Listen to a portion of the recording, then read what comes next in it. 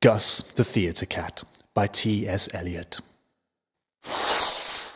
Gus is the cat at the theatre door. His name, as I ought to have told you before, is really Asparagus, but that's such a fuss to pronounce that we usually call him just Gus. His coat's very shabby, he's thin as a rake, and he suffers from palsy that makes his paw shake. Yet he was in his youth quite the smartest of cats, but no longer a terror to mice and to rats, for he isn't the cat that he was in his prime, though his name was quite famous, he says, in its time. And whenever he joins his friends at their club, which takes place at the back of the neighbouring pub, he loves to regale them, if someone else pays, with anecdotes drawn from his palmiest days. For he once was a star of the highest degree. He has acted with Irving, he's acted with Tree, and he likes to relate his success on the halls, where the gallery once gave him 7 catcalls. But his grandest creation, as he loves to tell, was Fire Your Fiddle, the fiend of the fell.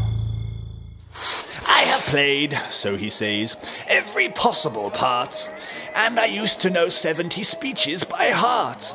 I'd extemporize backchat, I knew how to gag, and I knew how to let the cat out of the bag. I knew how to act with my back and my tail.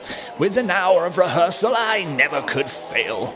I'd a voice that would soften the hardest of hearts, whether I took the lead or in character parts.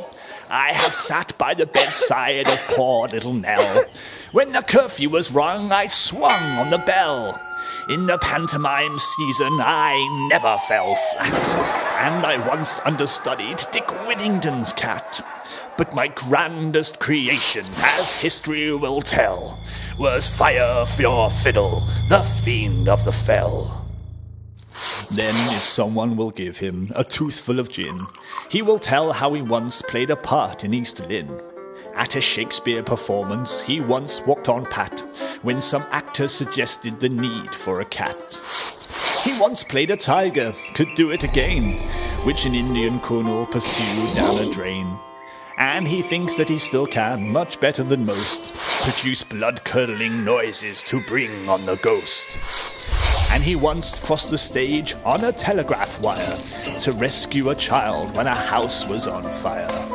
And he says, now then, kittens, they do not get trained, as we did in the days when Victoria reigned. They never get drilled in a regular troop, and they think they are smart just to jump through a hoop. And he'll say, as he scratches himself with his claws, well, the theatre's certainly not what it was. These modern productions are all very well, but there's nothing to equal from what I hear tell. That moment of mystery when I made history as Fire Your Fiddle, the fiend of the fell.